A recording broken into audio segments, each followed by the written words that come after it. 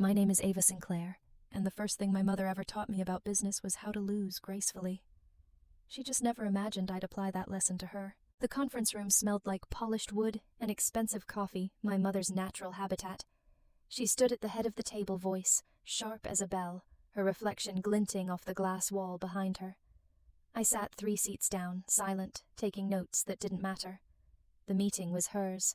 The spotlight was hers, and every word she spoke was designed to remind everyone that Vixa Consulting existed because of her brilliance alone. When someone mentioned one of our early investors, she smiled thinly. "We had a few small backers," she said, waving her hand as if brushing off dust. "But strategy, not money, builds an empire."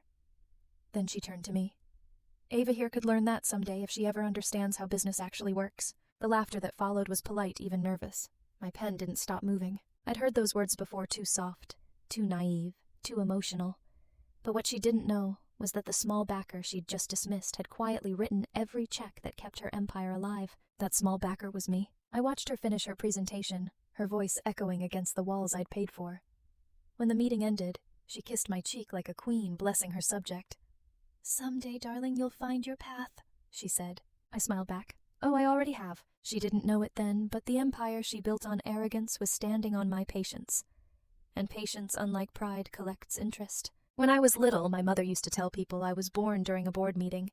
She came out right on schedule, she'd say with a laugh, a punctual child with no sense of profit margin. She said it often enough that I started to believe the second half was true. Growing up in the Sinclair household meant living inside a case study on ambition.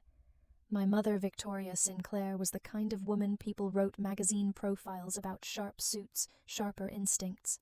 She built Vixa Consulting from her living room after divorcing my father, turning it into one of the fastest-growing boutique firms on the West Coast. Clients worshipped her. Employees feared her. And I tried to understand her. When I was 14, I came home with a school project about ethical business practices. She glanced at my poster and said, "That's cute, honey. But you'll learn soon that ethics don't pay dividends." By the time I was 22, I'd graduated from Stanford and had the kind of resume that made recruiters salivate. I could have joined her company, but the idea of working under her thumb made my skin crawl. Instead, I went to work for a venture capital firm, a decision she called a predictable mistake. "Venture capital is just gambling with spreadsheets," she said once over dinner, slicing her steak with surgical precision. "You're chasing luck, not building legacy." I remember setting down my fork and smiling. Maybe. But some of us are better at reading odds. She didn't laugh. 2 years later, I launched my own fund, Vanguard Atelier, a name she would have hated for being too abstract. We specialized in early-stage consulting startups.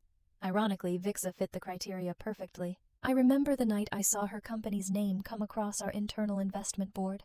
"Small-scale consulting firm in need of seed extension," it read. "Founder Victoria Sinclair." I stared at it for a long time. Then I checked the numbers. The margins were thin. The burn rate aggressive. Without capital, she'd fold within months. It wasn't sentiment that made me approve the investment. It was curiosity. I wanted to see what she'd build when she didn't know she owed someone else the ground beneath her feet. I used a shell firm, Atria Holdings, to conceal the source of funding. No one at Vixa ever learned who the investor was. The moment the transfer went through, her company stabilized. By the next quarter, profits doubled. The press hailed her comeback as a masterclass in leadership. She never knew that leadership had a price tag, and I'd been the one to pay it. Sometimes I'd attend her public talks just to watch her command a room. She had that magnetic arrogance people mistake for confidence. She'd say things like, "Business is war in tailored clothing," and the audience would erupt in applause. I'd stand in the back unseen, thinking war is only glorious to the one holding the funding. There was something poetic about it. The daughter she thought lacked business sense had quietly become the invisible architect of her success. Every empire needs a silent investor, and every silent investor eventually learns when to stop funding the fantasy. 3 years after that investment, my mother's face was everywhere. Business magazines called her the Iron Visionary. Panels introduced her as a symbol of female excellence in leadership, and she basked in every spotlight like it was sunlight made just for her. I watched it all from the audience, champagne glass in hand, invisible and uncredited. I had learned to exist in the margins of her glory, quiet, efficient, and perfectly aware that every headline praising her strategic brilliance was built on my capital. It was a strange form of pride, and an even stranger form of punishment. At the Forbes Women in Power Summit, she gave a speech that would later go viral. Dressed in emerald green and confidence, she said. Women don't wait for doors to open. They build the building. The crowd cheered. I smiled faintly, because I had quite literally built hers. When she stepped down from the stage, I went to congratulate her.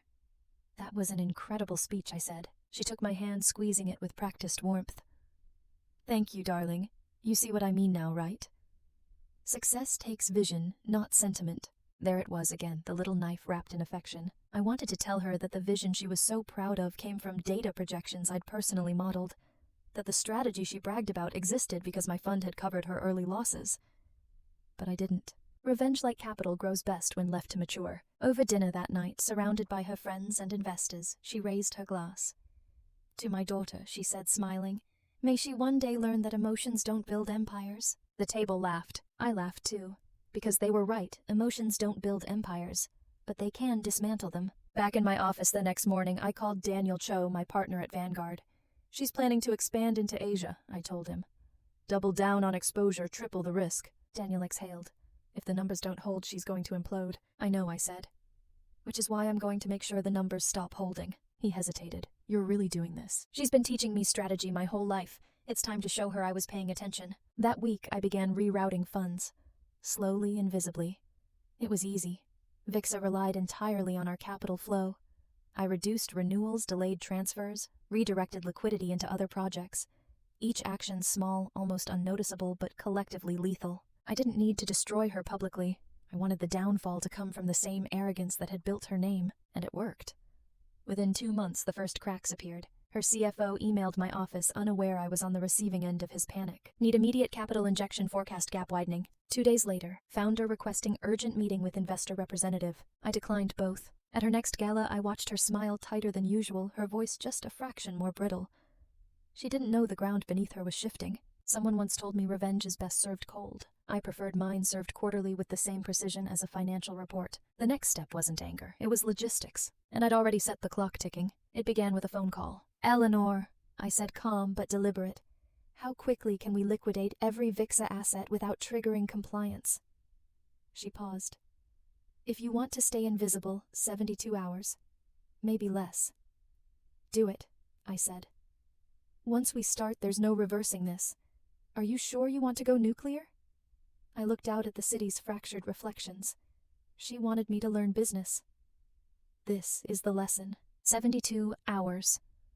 Across town, my mother prepared her Asia expansion launch at the Ritz. The invite in my inbox read, your mother's proudest moment. I RSVP'd, yes, 48 hours. Daniel called. Ava pulling out everything will ruin her. That's the idea. She's your mother. Not anymore. He sighed. You sound just like her. Maybe I did revenge reshapes us in familiar ways. 24 hours. Eleanor confirmed, every withdrawal queued, every signature ready. Once markets open, the press will follow, she warned. That night I couldn't sleep. Her old phrase echoed emotions don't build empires. Maybe they only burn them down. 12 hours. I passed VIXA's glowing tower. Through the glass my mother laughed with a journalist flawless, invincible. She wasn't. 3 hours. Eleanor texted one word. Executing. Transfers triggered balances, collapsed, deals froze. Hours. By noon, VIXA's accounts were empty. Reporters circled before she even understood the breach. That evening, I entered the Ritz ballroom. She stood poised under chandeliers until her assistant whispered disaster into her ear. The color drained from her face. Our eyes met confusion, fear, disbelief. I raised my glass. 72 hours her empire collapsing, not in flames but in silence. She'd wanted to teach me strategy. I'd simply finished the lesson. The morning after the gala, headlines hit hard. Sinclair Empire, under investigation for insolvency. CEO Victoria Sinclair faces liquidity meltdown. The vultures were fast, but I already knew every number that broke her empire. It wasn't an accident. It was architecture.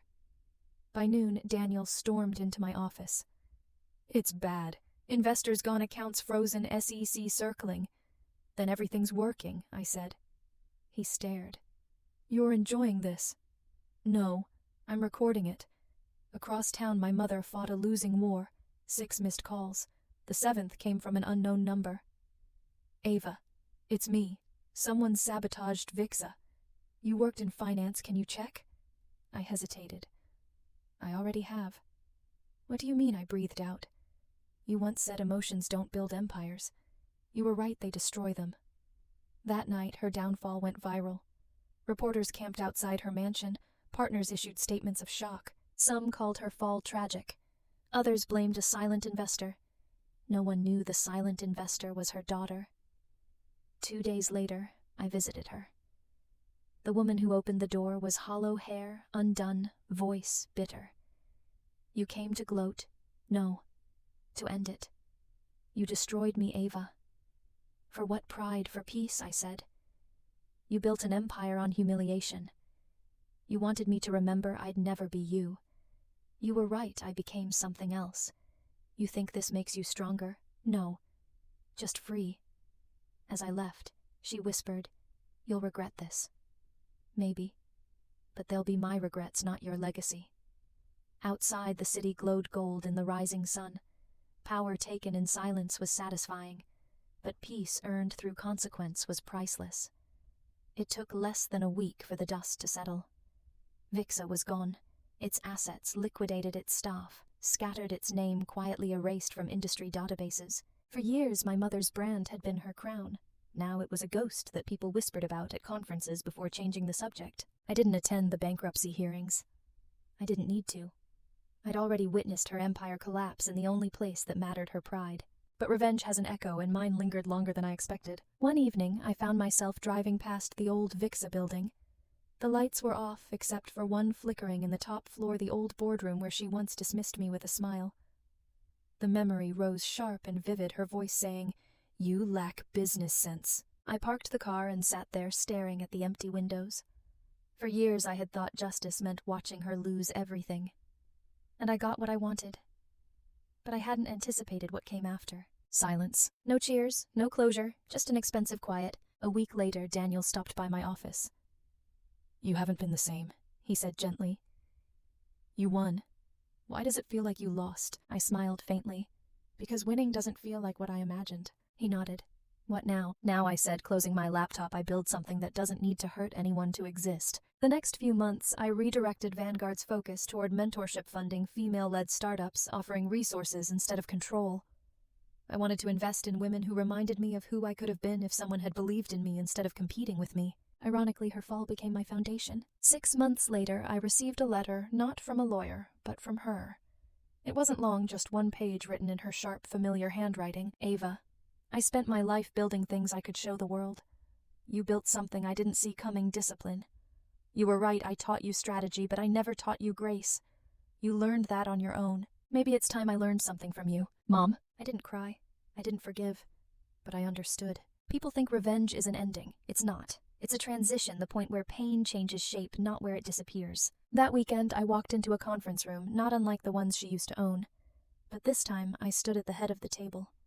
No legacy to outshine, no voice to silence me. Just my own. My name is Ava Sinclair. I began, my voice steady. And this fund doesn't invest in revenge. It invests in renewal. The room fell silent. Somewhere in that silence, I knew I'd finally become what she never did.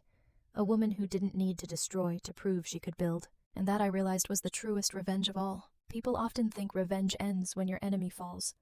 But what they never tell you is that silence afterward can feel heavier than the victory itself. When I first decided to take everything from my mother, I told myself it was about justice, about finally proving that the daughter she dismissed was the one who kept her empire alive. And in a way, I succeeded. Her arrogance collapsed. Her empire vanished. Her name became a footnote. But in the quiet that followed, I realized something far more profound. I had spent years building my identity around her shadow, around the pain she caused, the validation she denied. The moment she disappeared, I had to face the question she never could. Who am I without the war? The answer wasn't power. It wasn't money. It was peace. Revenge had given me a voice. But forgiveness, even the kind that doesn't involve reconciliation, gave me freedom.